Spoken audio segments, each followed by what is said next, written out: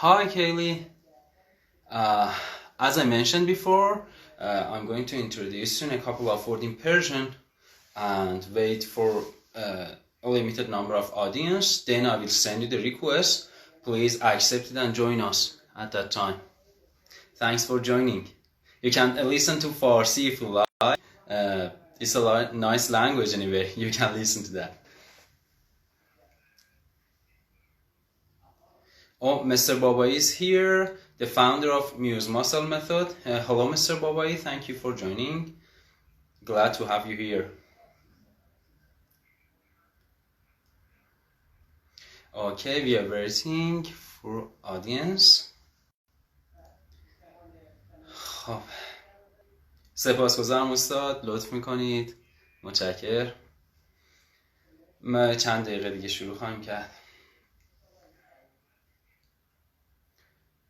سلام به همه عزیزانی که دارن به ما اضافه میشن. من دیگه تک تک سلام نمی کنم، یه سلام کلی داشته باشیم. خیلی خوش اومدید به لایو ما.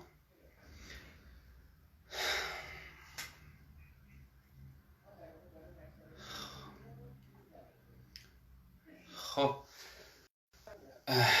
من اول از همه یه تسلیت میگم بابت از دست دادن شاید میشه گفت یکی از بزرگترین نفرات تاریخ ایران، استاد محمد شجریان، که نه فقط واسه موزیسین و واسه همه مردم ایران حکم یه استاد رو داشت واقعا و موجب دلگرمی همه ما بود. من واقعا تسلیت میگم. غم از دست دادنشون غم خیلی بزرگیه. من خودم از بچگی مامانم همیشه توی خونه اون موقع کاست بود، کاست های ایشونو میذاشت، بعد سی دی های ایشونو میذاشت و خود منم توی آرشیوم تمام سی دی استاد رو دارم و با تک تکشون خاطره دارم. اصلا نمیشه با یکیشون خاطره نداشت. به طرز عجیبی این آلبوم ها اصلا به نظر من از این صدا از زمینی صدا آسمانیه. از نظر من قشنگ صدا آسمانیه و استاد وقتی شروع میکنم به خوندن توی آلبوم ها خیلی عجیب بود. من واقعا تسلیت عرض میکنم. بازم میگم نه فقط به جامعه موزیسینا، به کل مردم ایران و امیدوارم چیزی که استاد میخواست بگه رو تلاش کنیم بفهمیم. فهمیدنش خب خیلی شاید سخت باشه، چون معمولا افرادی که آدمای خیلی بزرگی هستن وقتی یه مطلبی رو میگن پشتش لایه‌های زیادی هست و درک کردن اون لایه‌ها خیلی تفکر میخواد. امیدوارم که وقت بذارین تفکر کنیم و حرفی که استاد شاید به همه ما میخواست بزنه رو متوجه بشیم. خب من خودم از پنجشنبه حالم یه خود شاید میزون نیست، خیلی فکر میکردم، ولی دیگه امیدوارم که روحشون غرق در آرامش باشه. خب مرسی که به لایو ما اضافه شدین. شب همتون بخیر. من همیشه لایوهای معرفی دارم. ما طبق کاری که همیشه انجام میدیم داریم هر هفته تلاش میکنیم با افراد مختلفی که توی دنیا روی زمینه سلامت نوازندگان و آسیب‌های نوازندگی کارهای مختلفی کردن و در واقع تونستن کمک کنن به این مطلب، یا دارن روش پژوهش میکنن و یا ایده نوعی دارن رو دعوت کنیم باشون اطلاعات رو در واقع تبادل اطلاعات داشته باشیم، ازشون چیزهای مختلف یاد بگیریم و بتونیم تا جایی که میتونیم کمک کنیم نوازنده از اون در سلامت کامل ساز بزنن، بدون هیچ دردی، بدون هیچ آسیبی، بدون هیچ انقباضی، بدون هیچ گرفتگی. واقعا این آرزوی همه ماست، آرزوی خود منه توی زمینه موسیقی و امیدوارم که یه روز به این قضیه برسیم. توی لایو امشب ما کیلی میلر رو دعوت کردیم. ببخشید من یه لحظه اشتباه لوپی داشتم. کیلی میلر رو دعوت کردیم، از سیاتل امریکا به ما اضافه میشن. نوازنده ویولا هستش کیلی و ویولون آلتو میزنه و حرکت شناسه، در واقع به صورت تخصصی رو حرکت کار میکنه روی زمینه‌های مختلف مثل یوگا، پیلاتس و در واقع پرسونال ترینر هم هست، یعنی به صورت شخصی با افراد مختلف کار میکنه. یه وبسایت داره به نام Musicians Health Collective که من توی پست خب سایت رو گذاشتم، میتونید برید وبسایتش رو ببینید. خودش هم به طور معمول لایو برگزار میکنه با افراد مختلفی که تو این زمینه کار میکنن و من از همین طریق باهاش آشنا شدم. لایو برگزار میکنه و تبادل اطلاعات میکنه که تا جایی که میتونه به موزیسین‌ها در زمینه سلامت نوازندگی کمک کنه. اگه بخوام راجع به کیلی بهتون توضیح بدم، گفتم نوازنده ویولا، بعد توی باله پاسیفیک نورث وست ساز میزنه و عضو جایگزین ارکستر سمفونیک سیاتل هم هست. توی بخش خب ویولا ساز میزنه، بخش سکشن ذهی، بخش ویولا ساز میزنه. عضو سابق ارکستر سن آنتونیو بوده و الان هم که همونجور که گفتم مدرس پیلاتس و یوگا و در واقع ورزش‌های اصلاحی و اینا برای هم موزیسین‌ها و هم غیر موزیسین‌ها هست.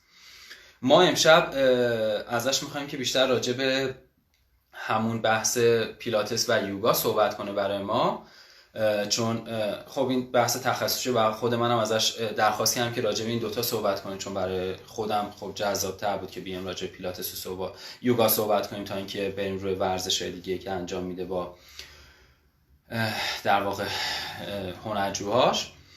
بعد مقالات مختلفی هم ازش چاپ شده توی امریکن ویولا سوسایتی جورنال، ازش مقاله چاپ شده و چهره شناخته شده یه کلا تو این زمینه. ما امشب باهاش صحبت خواهیم کرد و ببینیم حالا بحث به کجا میره. من دیگه بحث رو از این طولانی‌تر نمی‌کنم، مجبورم که در واقع زبان رو به انگلیسی تغییر بدم، یه معرفی هم به انگلیسی داشته باشم و بعد از کیلی دعوت کنم که به اون اضافه شه.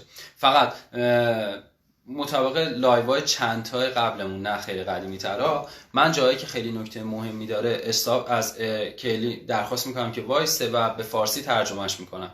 مرسی که با اون هستید. خب من دیگه کم کم شروع میکنم انگلیسی صحبت کردن و خوش آمد به مخاطبین انگلیسی من. Hello everybody, thank you so much for joining us tonight. First of all, I have to mention that 2 days ago we lost one of the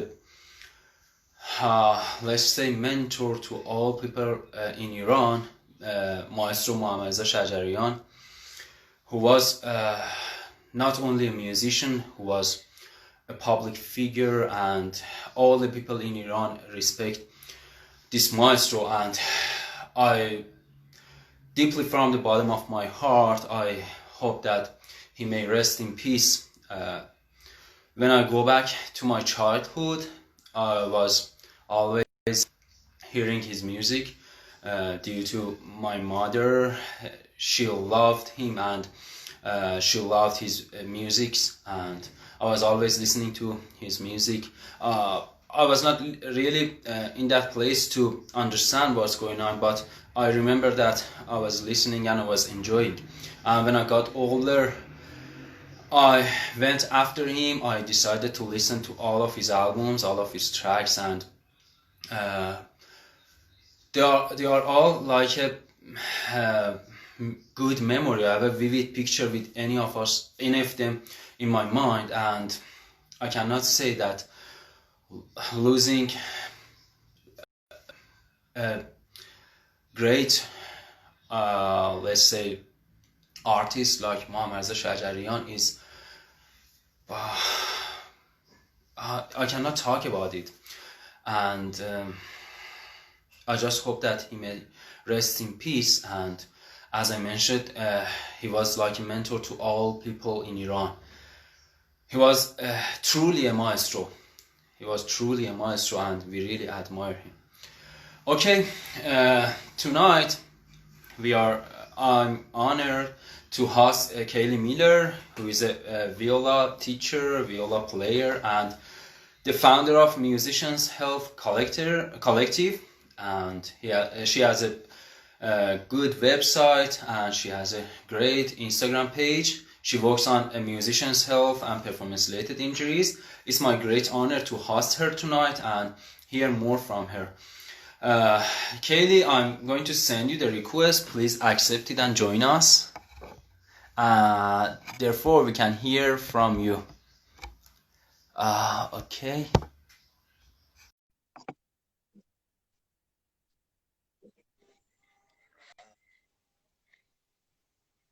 Hello. Hi, Kayleigh. Nice to see you here on Instagram. Yes, I'm a real person. How are you? I'm good. How are you? Fine, thanks. How is the weather there? I am in Seattle, so it is 10:45 and it's raining and gray, but that's okay. Pretty normal here. Oh, is it cold or is it getting cold? It's getting colder. It's not winter or anything. It's definitely you guys use Celsius, so I can't remember exactly the conversion, but it's getting chillier, we'll put it that way. Good, good. Kayleigh, we should just let us see more of your head because I think you have to change the direction of yourself a little bit. I I was trying to think, give you a little bit of the reformer so you could see, but is that good enough for you? yes, it's better now. Okay. Okay. Okay. Okay. First of all, thank you so much for accepting my invitation and be our special guest. I'm sure that tonight we have a lot to share and we can learn a lot. Okay. First of all, let us know about yourself. Sure. So you said a lot of great things, I think, that are true in my life. I'm a violist and I teach movement. So I teach Pilates, I teach yoga, and I actually do strength training and coaching. So I did my degrees in music in Boston at the New England Conservatory, and then I did another degree at Eastman in New York. I went on to play with a series of different orchestras. I went to New World. I played in San Antonio in Texas for many seasons. And now I live in Seattle and I teach both movement and I play in the ballet orchestra. And so I got interested in movement and yoga around 13 years ago. And then I did my first training 9 years ago in 2011. And so I have always taught musicians as well as normal people. I like teaching both, but I have been doing different things in movement and music for a long time. Okay. Let us know about your educational background. Where did you study? Did you study music at the universities? Yeah, so I started taking violin lessons when I was 6, and then I switched to viola in college. And my university was the New England Conservatory in Boston. That was where I did my bachelor's, and then the Eastman School in Rochester, New York, was for my master's. Good, good. And during the whole time, viola was your principal instrument, yes? Yes, yeah. Do you play any other instruments?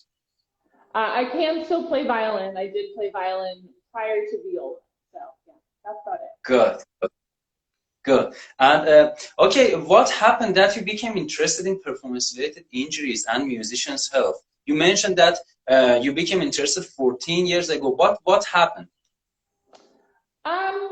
Nothing huge, but a friend was doing a yoga teacher training and she said I probably would like yoga. And it took me a long time to believe her, and then I did try it and I did enjoy it. And so that we won. And then I kept doing I did yoga and I did other movement stuff along the way and became just curious about how different movement modalities impacted my ability to play. So when I was playing in orchestras before the pandemic, but in the last 10 years or so, noticing that certain exercise modalities made me feel better or feel worse. And so I just started to get curious in my own body and my own teaching as to how movement impacted playing. So that's really where it came from. I only had one injury in my career, really, from which is actually from yoga rather than playing. And so the yoga injury made it so that I was unable to play for a period of time. So I was also interested in how other people could be saved from that particular problem. But I personally have not had huge injury issues. But I was curious personally, and my teacher was very, very supportive, and also sort of supported her students in looking for movement modalities that help them stay healthy. So she was very supportive in that endeavor. Mm-hmm. And you said that you faced an injury when you were practicing yoga. Were you a yoga student or you were a yoga instructor at that time? And what happened? Yeah, I was a student. And sometimes, and we can talk about this, sometimes in yoga, there can be a pressure to do poses that are maybe too hard for you or not within your skill set. And because there are a lot of people or a class, you may feel like you need to do that pose, even if it's not ideal for you. And so I was doing a upside down back bend thing where I pressed up, and it just created some problems for me in my wrist. It turned out to be tendonitis, and that was just the catalyst to, or basically a short-term tendonitis for my wrist. Oh. Would you please give me a second to translate this part into Persian? Sure, absolutely. Thank you. کیلی یه نکته خیلی جالبی که گفت یوگا کار میکرده، هنرجو یوگا بوده، توی یوگا آسیب میبینیم. یه سری پوزیشن ها هستش که ما انجام میدیم در حالی که شاید خیلی نه تواناییشو داریم و نه مناسب برامون، ولی خب چون توی شرایطی هستیم که یه سری افراد مثلا دارن نگاه میکنن اون رو انجام میدیم و آسیب میبینیم. تندنیتس گرفته بوده، نمیدونم تو فارسی بهش میگیم تاندوناش آسیب دیده بوده و جالبه که از یوگا که انقدر در واقع به سلامت جسم کمک میکنه میتونیم همه اتفاقا میتونه هم آسیب داشته باشه هم جنبه مثبت. این خیلی نکته خوبی. Okay, Kayleigh, thank you for your patience. How long have you been practicing yoga? Yoga since 2007. Wow. It's about 14 years. Yeah, wow, for sure. And is it a special for musicians or is it a normal yoga? Have you make any change to it? I think it very much depends on who you're teaching. So I would say that when I teach yoga or Pilates or anything, I'm very much adapting for who I'm working with, whether it's a class or an individual. So I would say, yes, I am changing it depending on what people need, but I haven't branded it as musicians yoga or anything like that. I'm just adjusting it for what the person in front of me needs. Good. Yes, you mentioned a really good factor that is everything should be individual specific, and we should consider our student and see what he or she needs. We shouldn't say, for example, this is for all the people. We cannot prescribe the same medicine to all the people. We have to check their condition, of course. Okay, let us know how yoga help you play better and play more fully. Sure. So we'll talk about comparing yoga and Pilates in a little bit, but one of the things to be really clear about is that yoga isn't just the movements, and a lot of people think it's just downward dog or fancy poses. It's actually a lot more than that, especially if we want to honor its roots from India. And so yoga, and especially the movement, is just one piece of a much bigger, I'd say, hierarchy of things. So there's something called the yamas and the niyamas. Those are social ethics, or basically guidelines on how to live your life as a good person. So that's one piece. There's the movements, that's the asana, which we think of as yoga. There's the breathing, which is what you talked about a couple of weeks ago, pranayama or mindful breathing. There's meditation, there's concentration. So all of these pieces are important. They can also be found outside of yoga. You can do Buddhist meditation, you can do religious meditation. There's all sorts of ingredients that can be found outside of yoga. So it's not like it's the only path, but this is just one way to integrate, I'd say, mindfulness, movement, breathing, and awareness into your playing. Good. And tell us about Pilates as well. After that, I have some questions. Sure, yeah.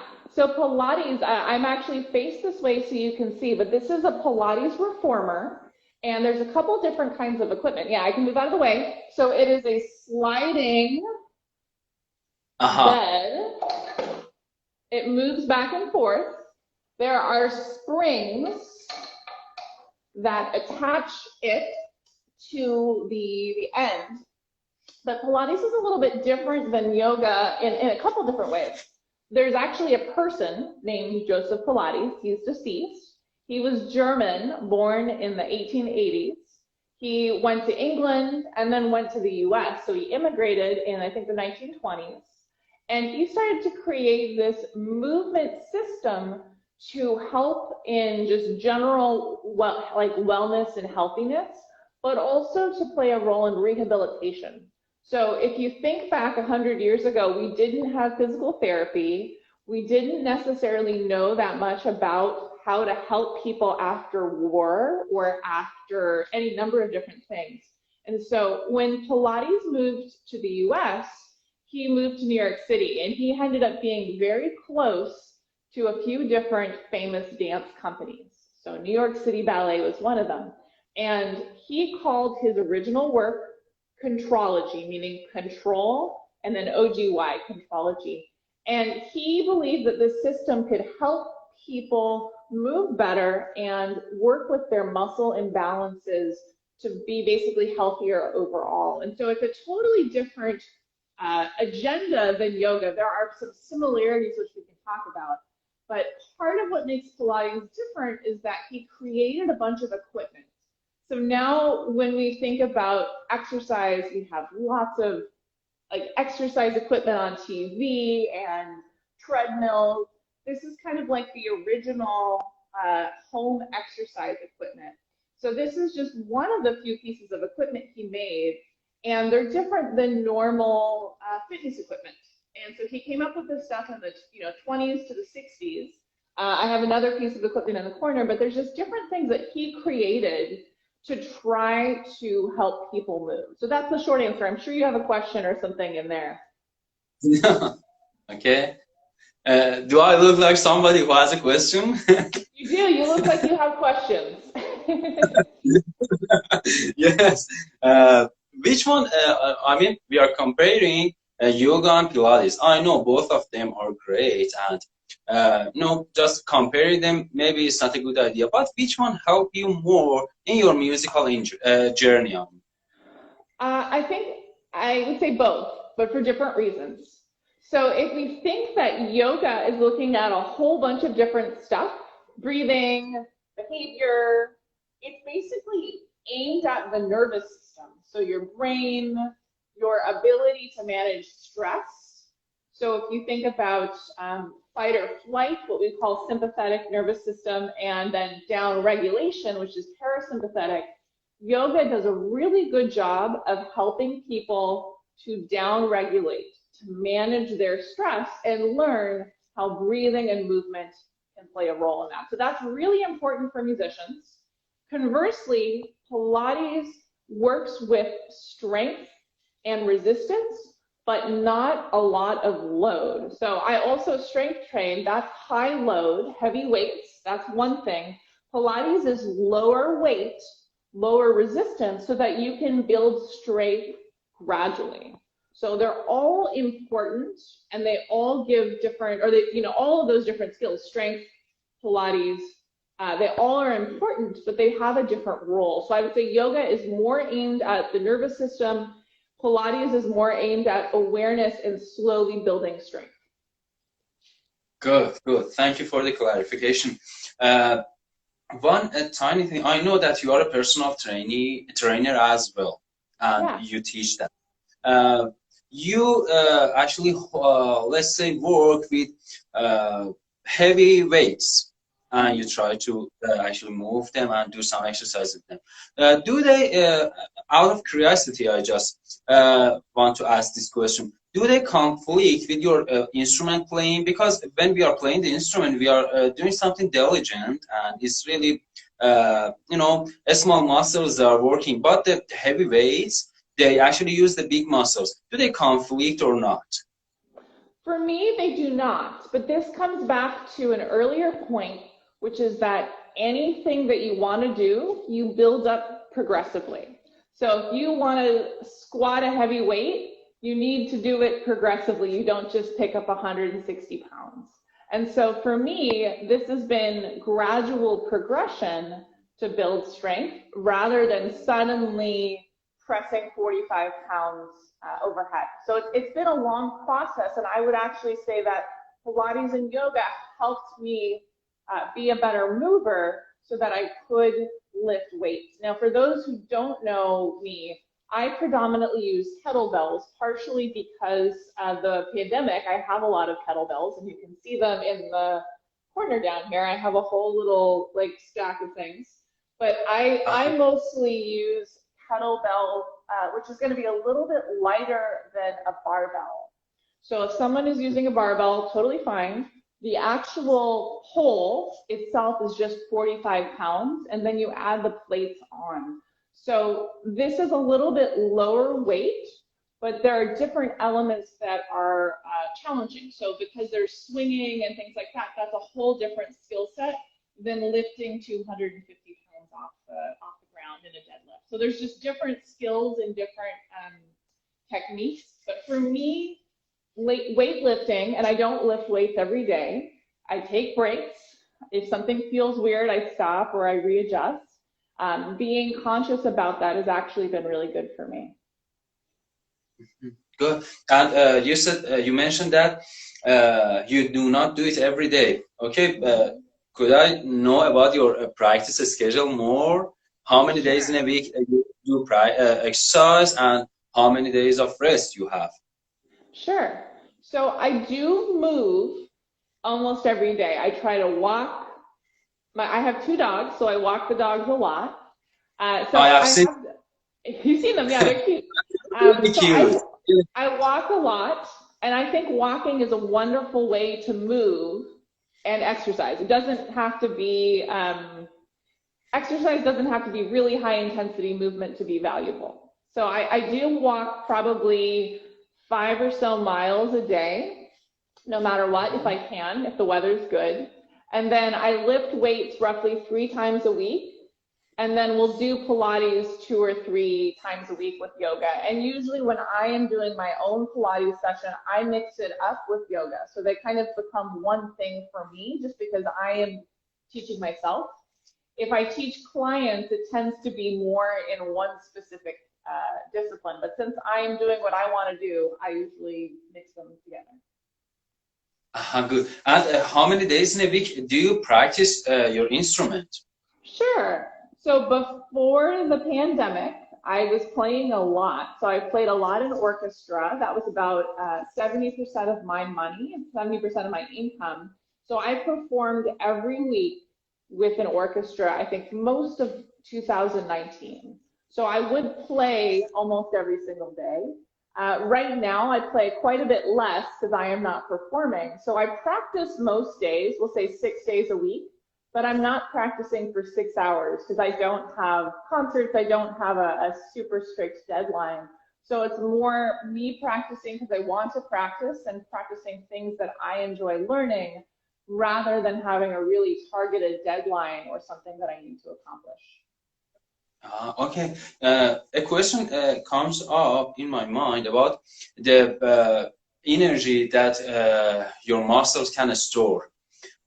For example, if in a day you, let's say, do some exercises with the weights and go running, or let's say do some Pilates, if you practice your music in that day, do your muscles still have the energy to do that? Because they usually can store a limited, let's say, amount of carbohydrates, and they have to just use that and burn it to have energy. How do you actually manage to do your musical practice as well? Sure. So in terms of, you're talking about something called cellular metabolism, which is how your cells each create energy and use energy. Super important. Sometimes exercise can actually give you more energy to move through the day. And you've heard of endorphins, maybe, things like that. So exercise doesn't always just use up energy. Of course, you have to eat, that's important.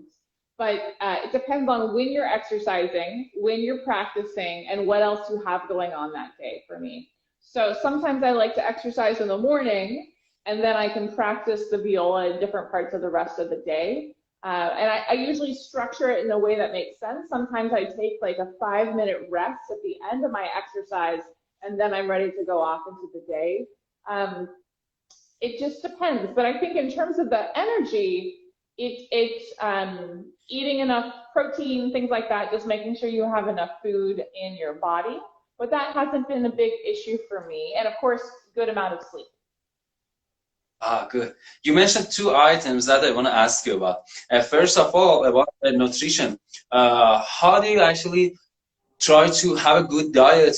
Let us know about your diet and inform us about a good diet when you are doing exercise and playing your instrument as well, because I know you have information about that. And of course, about hydration.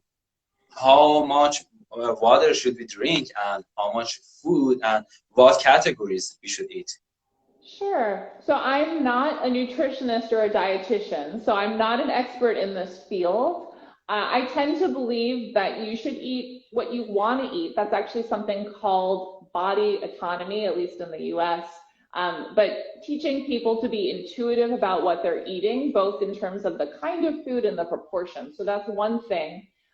Generally speaking, your body needs vegetables, it needs protein, and it needs carbohydrates. And often we have in diet culture, so diet meaning weight loss culture, there's a lot of pressure to eliminate groups of food. That might be carbohydrates, that might be fats, that might be sugar, things like that. What you realize is when you look at metabolism, your body actually needs all those things. So your neurons, brain, nervous system, really like glucose. They do quite well in terms of glucose as an energy source. So if you stop eating carbs and sugar, your body actually has to go through this recalibration process to figure out where the energy is going to come from, how it's going to transform fat or something else into energy. And so I am not super a fan of eliminating huge groups of food, just because there are reasons that your body does well in moderation. For me, I personally don't eat a lot of meat. I was a vegetarian for 20 years. I just eat seafood and chicken, but there's no really great reason for that, except that's what I like. And I eat vegetables and I eat fruits, and I generally don't cut out any foods right now. And I think it's really about moderation and staying active. So I don't have any brilliant things there. In terms of water, I think that's another thing that's intuitive, and there's often a pressure to eat or drink a certain amount of water, like drink 6 liters or 4 liters. I think most people have what's called, it's called interoception, or awareness of your internal sensations. Most people have a good enough awareness of when to drink that if they are attuned to that, they will drink a sufficient amount of water. And that includes tea, that includes coffee. Those are also still forms of hydration, as well as foods. So an orange, that has water in it. A watermelon, that has water in it. There's a lot of water content in the food that we additionally eat. Okay, would you please give me a moment to translate this part? Sure. That was a lot. Thank you. Thank you. من از کیلی راجع به چند تا نکته پرسیدم. یکی این که بحث ورزشی که انجام میده با خب یوگا، پیلاتیس انجام میده، فعالیت ورزشی با وزنه هم داره و گفتم مثلا با ساز زدن تداخل نداره. گفتش که من منیج میکنم اول که من وزنه سنگین نزنم و بعد وزنه اگر که مثلا وزن یه خورده وزنش بالاست و اینا منیج میکنم که به بهترین حالت بزنم و حواسم باشه که آسیبی به بدنم نرسه. خب آگاهی داره، خیلی ساله داره این کارو انجام میده دیگه. و از اون طرف از این میگفت پیلاتیس و یوگا هم خب میگفت یوگا روی زمینه در واقع چیز خیلی روی قضیه ذهنی خیلی تاثیر خوبی داره و از اون طرف قضیه پیلاتیس هم روی قضیه جسمی. بعد من راجع به تغذیه ازش پرسیدم و اینکه توی روز حالا با ترجمه که ورزش میکنه چه جوری این ورزش رو با ساز زدن منیج میکنه. خب بالاخره انرژی ماهیچه میره دیگه. گفتش که با تغذیه خوب و خواب خوب و اینا. و راجع به تغذیه هم خیلی اینجوریه که میگه چیزی که برای بدن تمایل بدن هست و میکشه باید مصرف بشه و میگه اینکه میریم روی رژیم خاصی برای مدت زیادی روی رژیم هستیم، نکته که داره اینه که یه سری از موادی که بدن باید جذب کنه رو نمیتونه جذب کنه. مثلا من برای مدت زیاد کربوهیدرات نمیخورم یا مثلا روغن نمیخورم، خب اینا ملزومات بدنه و وقتی که هضم میشه از برنامه تغذیه ما قاعدتاً بدن به مشکل خواهد. و حالا من یه خورده راجع به خواب ازش بپرسم و بعد بریم سراغ ادامه مطلب. Okay, Kayleigh, with you again. You mentioned another factor which was sleep. And let us know about your sleep diet, because you are doing a lot of exercises. How much of sleeping time do you usually let your body have to recover from all those activities? Sure. So I usually do strength training and then a day off. So that's part of it, is I try to have a day of recovery for both my tissues, so my muscles and my bones and everything. And then within that, I generally go to bed early and wake up reasonably early. So I go to bed around 10 and I wake up around 6:30. I don't sleep forever. I've never been great at just sleeping for 12 hours. So I'm mostly trying for 7 to 8 hours of sleep. That's kind of the gist.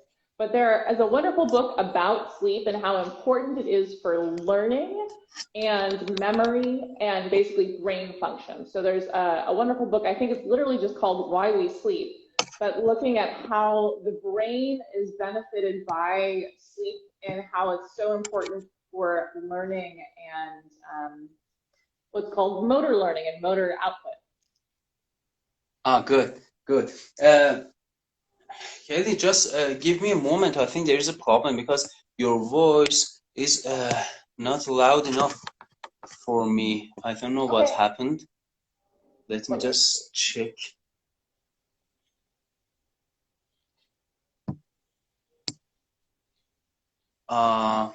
Let me just use my hands-free. Sure.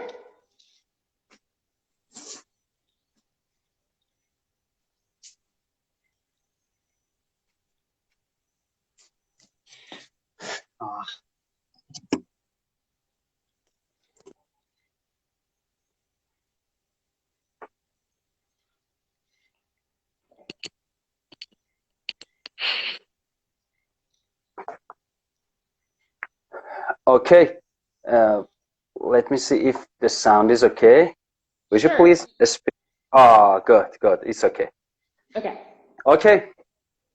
Okay. And let us know about Musicians Health Collective. Sure. How did you decide to actually establish that? And is that only you or you have some colleagues? Sure. So I started that almost 7 years ago when I won my first orchestra job in Texas. And initially I had a lot of different people write some guest articles. I did some interviews, and then it gradually just became mostly me. And then I would feature other people. But it is mostly just me. And then if you go further back, there are a lot of guest articles and guest posts, or sometimes me interviewing people.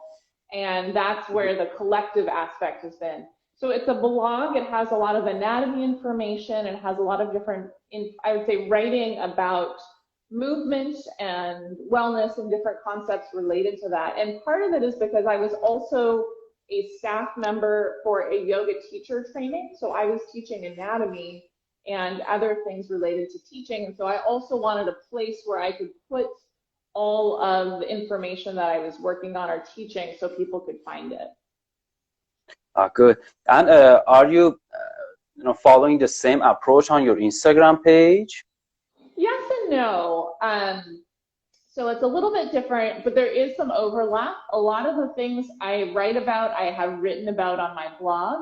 Sometimes it correlates directly, sometimes not. One of the things I haven't written as much about is mental health.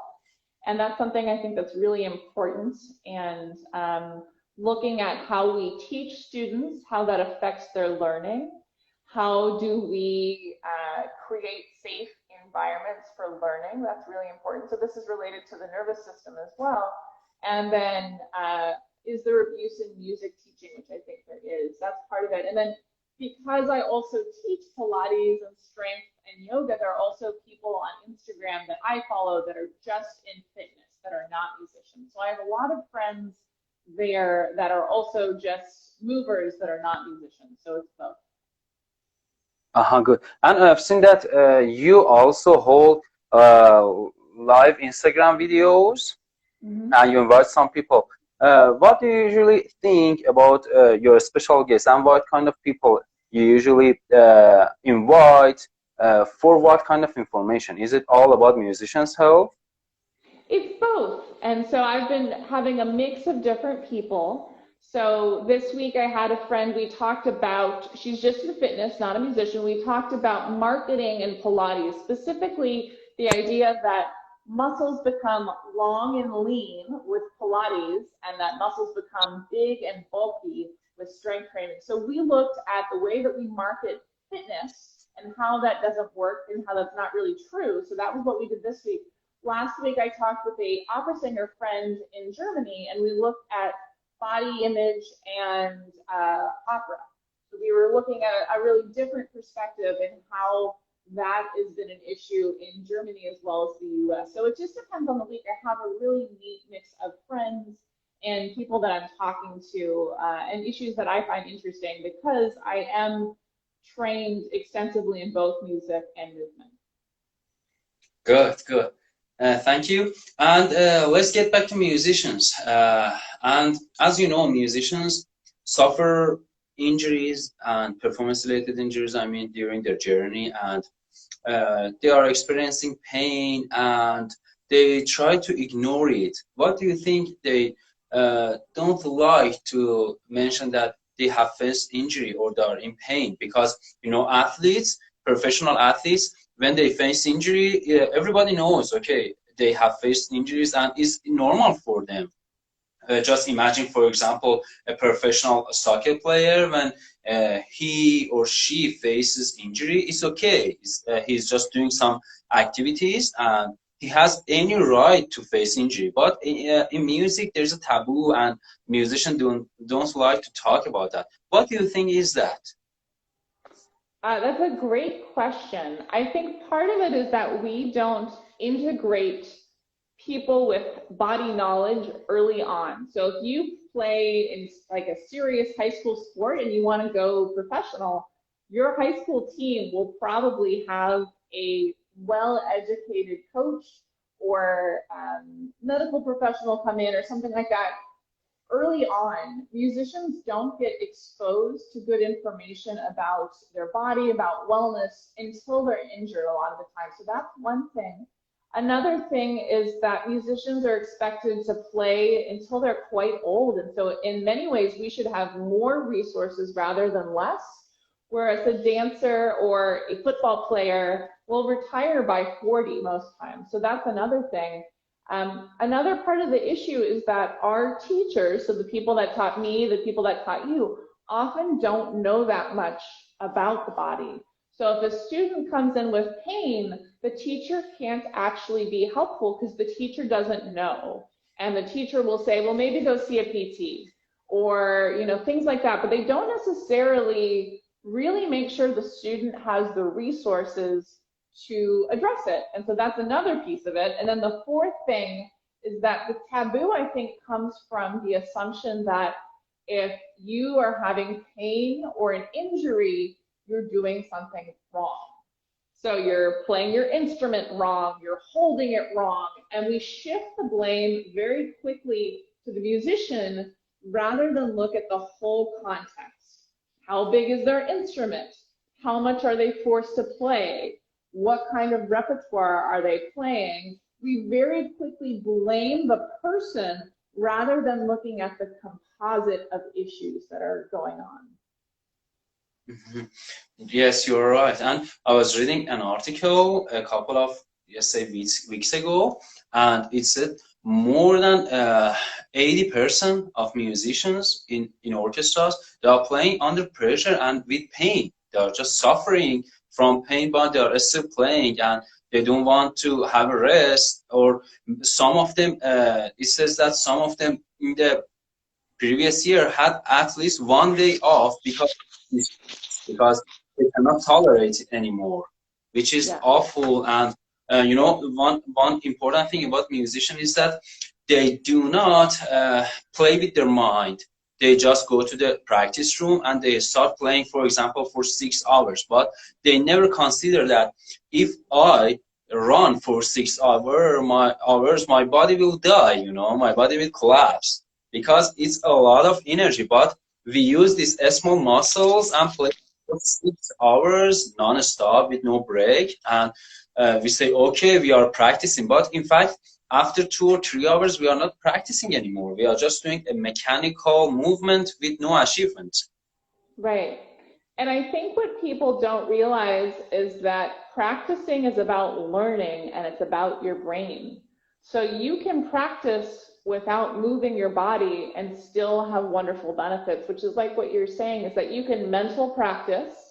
You can look at the music and really visually understand what you need to do. And that's a great way to learn. I think part of it is that we don't have a clear understanding of why we're practicing, what we want to accomplish, and how we do that. And that's part of it, is just we don't know that much about the brain. We don't know that much about what we're doing. And so we just put in a ton of time without having a plan and without understanding that our brain also needs breaks. And just like you're saying, your muscles need breaks, and that you do better in terms of your learning when you organize your time in different ways. Yes, I agree.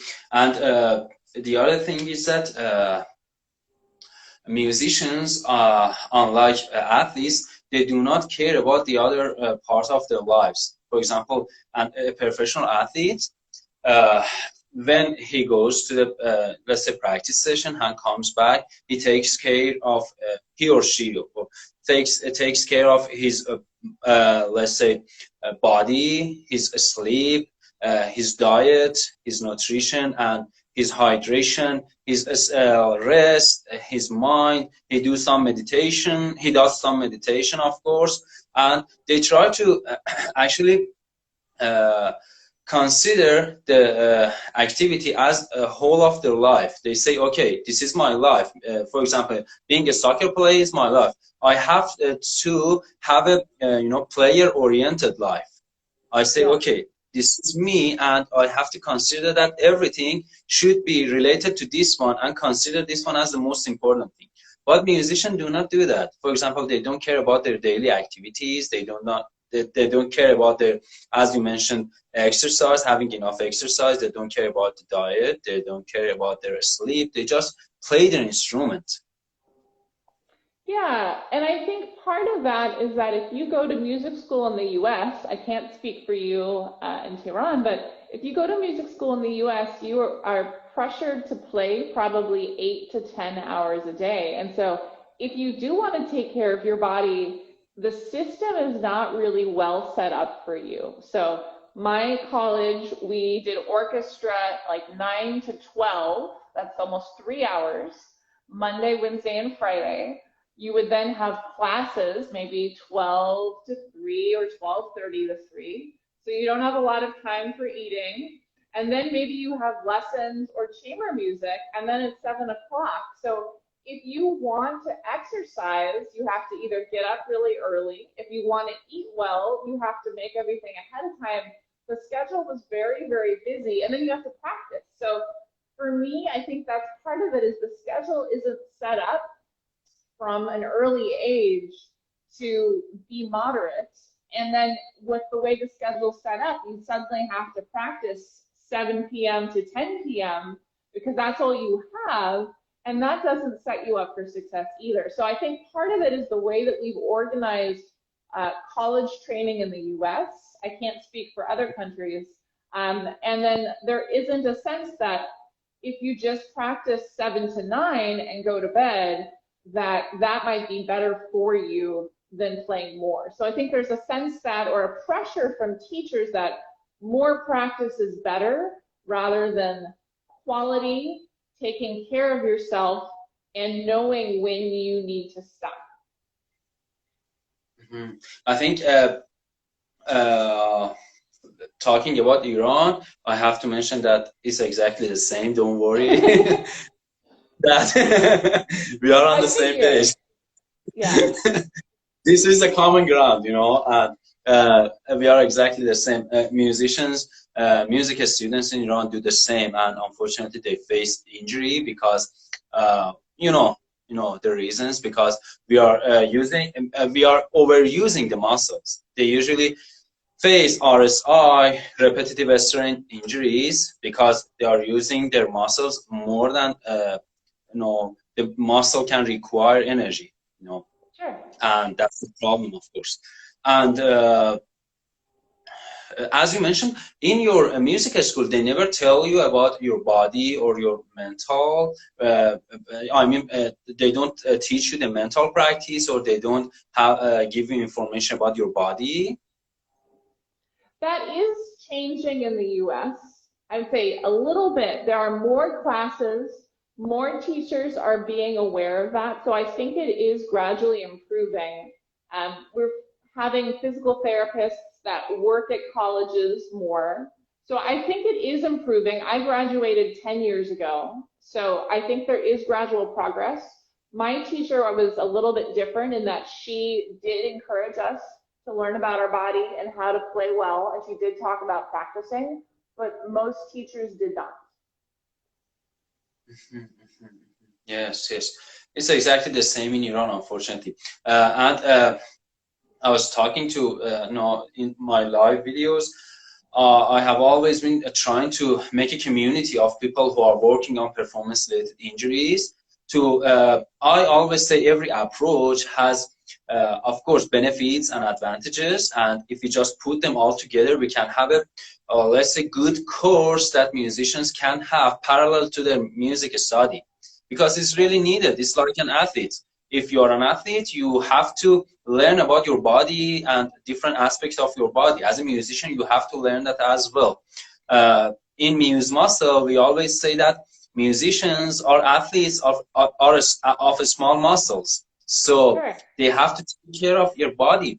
And one of the things is that musicians do not actually warm up their body or cool down the body instrumentlessly.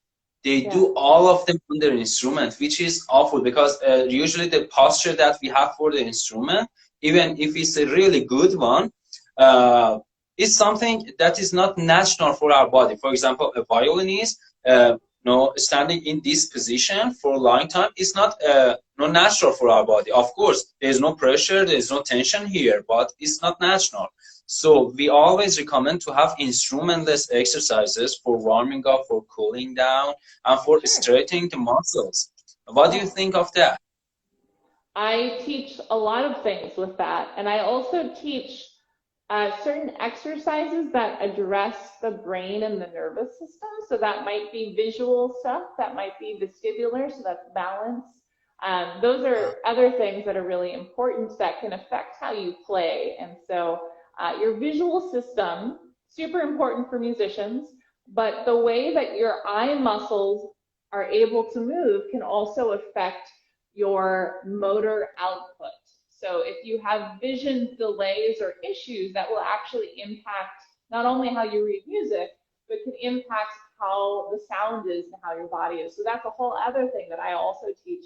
But yes, warm-ups without your instrument, moving, if it's cold, making sure that you're well warmed up physically. So we want to have, basically we want to have the sensory system warmed up. So you want to make sure that your peripheral nervous system is taking in information. And then you want to make sure that the blood flow, so that would be your perfusion, and also that your brain is focused on the task. So sometimes we come in really stressed or frazzled. You actually need a moment or a couple of minutes to get organized mentally so that you can focus on learning, which is what practicing is. Yes, you mentioned a really good thing. I remember one day, let me just tell you a nice memory. One day I was just driving, and something happened, and the guy came out of his car and he started shouting at me. I didn't say anything. I just drive home, and I was supposed to just play my instrument. It was my practice time. When I got home, I started to practice, but after maybe 30 minutes, I understood that I'm not practicing. I'm just sitting here and doing some useless movements. Yeah. They are not going anywhere. And I just stopped for a moment. And as you mentioned, I said, okay, let me just settle down and, you know, have a peace of mind. And then I will go to the instrument. And that way it could be practical and useful. But with all those, you know, negative thoughts, it's impossible, of course, to play the instrument and learn something. You mentioned a really good and nice thing. Yeah. Yes, and you said that you have some exercises. We are more than happy to, you know, experience some of those. Is it okay with you? Is it possible? Sure, sure. And I know Instagram will cut us off soon, but we can definitely do some exercises. So I'm going to move. Kayleigh, if you like, we can just end this one and start another one, so we won't be interrupted in the middle of the exercises. Great. Good. Give me 2 minutes. I'm going to grab some water, and then we'll come back. Sound Sure, good? sure. Okay. I will just finish this one and save it and share it and start another one. Then I will send you the request. Okay, we'll be back in a few minutes then. Sounds good. Thank you. We'll be back. See you. Okay. خب بدید رفت دی آب بخور و برگرده. پارت دوم تمرین داریم، یعنی خیلی پرکتیکال میخوایم بهش نگاه کنیم. یه سری تمرینات خیلی داره که میگه من به صورت بدون ساز به اون انجام میدم و خیلی هم تاثیرگذاره. تجربهش کنیم ببینیم چیه، قطعا باحال خواهد بود. من نکات جالبی با کیلی صحبت کردم. حالا تو این چند دقیقه‌ای که باقی مونده از این 1 ساعت من توضیح بدم. کیلی میگه یکی از این مشکلاتی که باعث خیلی آسیب زیاد توی نوازنده میشه بحث تدریسیه و روش تدریسی که در حال حاضر هست.